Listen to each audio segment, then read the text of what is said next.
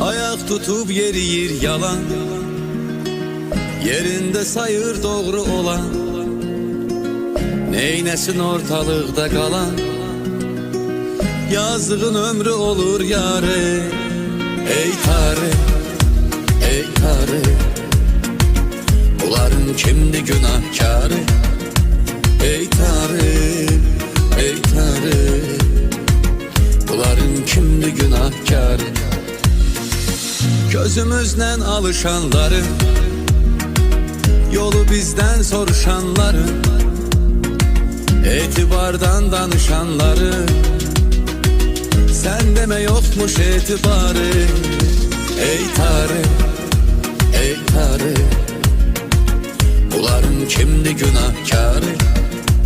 Ey tarih, ey tarih, bunların kimdi günahkarı?